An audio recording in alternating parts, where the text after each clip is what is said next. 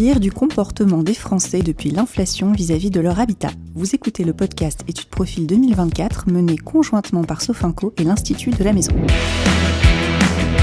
Aujourd'hui au micro, je reçois Christophe Gazel, directeur de l'IPEA, et Jean-Pierre Thiel, responsable du marché de l'ameublement chez Sofinco.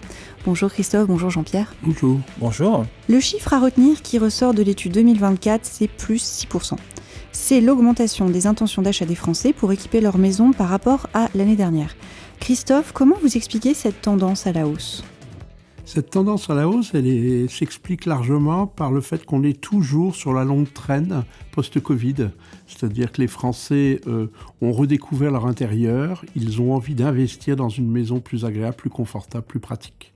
Et du coup, on est toujours sur cette longue traîne, même si les Français sont versatiles et qu'ils ont des arbitrages entre intention et réalité, ils peuvent choisir ou décider de décaler certains achats.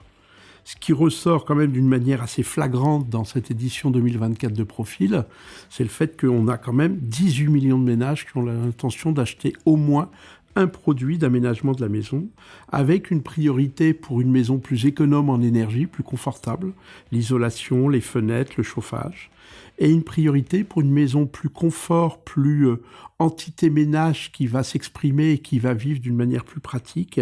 Ça va être l'aménagement du jardin, la literie, les canapés et le grand retour de la cuisine qui avait une année 2023 un peu chahutée. Jean-Pierre, dans les grandes lignes, qu'est-ce qu'on peut dire des solutions de financement dans ces intentions d'achat ? Est-ce qu'à votre avis, les Français vont faire davantage de crédits ? Eh bien oui, effectivement, le recours au financement sera privilégié pour les achats les plus onéreux. En tête, on a les systèmes de chauffage avec 40% des futurs acheteurs, la climatisation avec 39% et canapés et fauteuils avec 34%.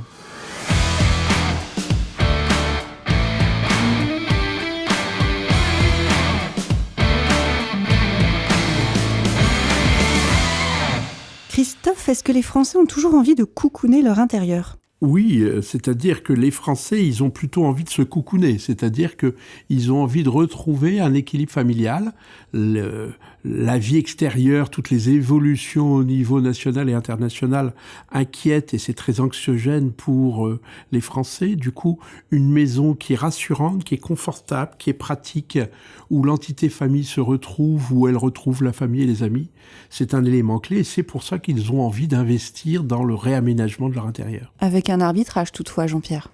Oui, tout à fait. Alors, avec l'inflation, les consommateurs vont faire des arbitrages. Et deuxième chose importante, c'est que le magasin reste au cœur du dispositif. C'est-à-dire que, contrairement à ce qu'on peut penser, le magasin n'est pas mort. Les consommateurs vont sur Internet, vont en magasin parce qu'ils ont besoin de toucher les articles, de voir à quoi ça ressemble, de s'imprégner des atmosphères. Donc ça, c'est très important. Ce qui veut dire que l'omnicanalité est vraiment présente et ce qui va inciter les enseignes à développer justement l'omnicanalité au niveau de leur parcours de vente. Si je comprends bien, les Français font des zigzags entre Internet et le magasin. Oui, effectivement, les consommateurs passent du net au magasin, mais le magasin reste au cœur du dispositif de vente.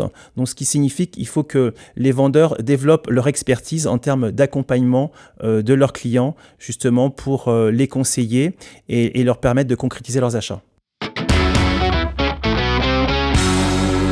Une autre tendance émerge, qui n'est pas vraiment une surprise, c'est l'argument écologique en nette progression. Comment ça se traduit, Christophe, dans les comportements et les actes d'achat ? Cette conscience écologique, les Français, ils l'ont de plus en plus présente lors de leurs achats. Ils vont regarder entre le neuf et l'occasion. Et on voit que dans la recherche d'économie, une des premières raisons de se tourner vers l'occasion, c'est cette recherche d'économie et cette volonté d'acheter moins cher sur un produit qui va être souvent très similaire. Toutes les plateformes qui existent sur Internet et tous les magasins qui existent permettent à ce consommateur en permanence de jongler entre neuf et occasion. On voit que l'argument écologique progresse extrêmement vite puisqu'il est cité par 40% des futurs acheteurs, même de produits d'occasion. Et donc, c'est quelque chose qui rentre dans le parcours d'achat habituel maintenant du consommateur. Préserver la planète, c'est une tendance de société et dans l'univers de la maison, c'est extrêmement présent puisque plus la moitié des Français, 51,5%, est d'accord avec le fait que privilégier la fabrication locale, c'est très important, quitte à payer un peu plus cher. Et on voit aussi que cette prise de conscience de l'éco-responsabilité progresse très très fort, puisque 54% des personnes qui ont l'intention d'acheter des produits pour l'aménagement de leur maison vont privilégier des produits éco-responsables. Et ça rejoint d'ailleurs aussi les travaux de rénovation énergétique. D'ailleurs, Christophe, qu'est-ce qu'on peut dire des travaux de rénovation ? En fin de compte, les travaux de rénovation énergétique, c'est pour avoir, après cette période de Covid et de confinement, c'est pour avoir une maison plus confortable, mieux organisée et plus économe en énergie. Donc le consommateur cherche beaucoup d'informations. On a vu le rôle très important des portails d'information sur la rénovation énergétique, et ce consommateur se renseigne pour, dans un contexte économique assez tendu, avoir une maison plus économe en énergie et à la fois plus confortable et plus fonctionnelle. Et ça rejoint d'ailleurs les dispositifs gouvernementaux pour aider justement les Français dans cette efficacité énergétique. Jean-Pierre, comment cette conscience écologique, elle se concrétise chez Sofinco dans les offres de financement que vous proposez pour la rénovation et les travaux ? La rénovation énergétique est un axe majeur de développement pour Sofinco. Nous proposons des solutions de financement au travers d'une multitude de partenaires pour accompagner les consommateurs dans leurs travaux. Et ces solutions de financement sont bien évidemment en adéquation avec les mesures gouvernementales. Ma prime rénov', par exemple.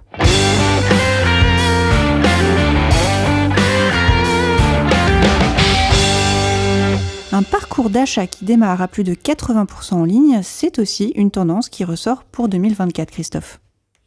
Oui, on voit que le consommateur, il va jongler avec tout ce qu'il a à sa disposition. Il veut rester plus longtemps chez lui. À la maison, il découvre l'offre parce qu'on découvre l'offre dans son canapé ou autour d'une table en famille. Et puis ensuite, on va aller en magasin. On voit dans cette édition 2024 de Profil que 80% des intentions d'achat sont à destination du magasin. Donc le magasin est au cœur du dispositif et la maison, elle sert de maison valeur refuge avec des consommateurs qui sont dans une situation économique et sociale qui est un petit peu plus tendue et ils cherchent par cette maison valeur refuge à être dans un départ de parcours d'achat extrêmement coucouné. Est-ce que ça va impacter les professionnels du secteur, Jean-Pierre ? Oui, bien sûr, cette tendance va inciter les professionnels à développer l'omnicanalité. Le magasin étant au centre du dispositif, il va falloir également développer, comme je le disais tout à l'heure, des conseils et des services beaucoup plus pointus. Et en ce qui concerne Sofinco, nous mettons à disposition donc des parcours clients aussi bien en magasin que sur le net performants et optimisés. Nous avons notamment obtenu le trophée Google UX du meilleur parcours digital.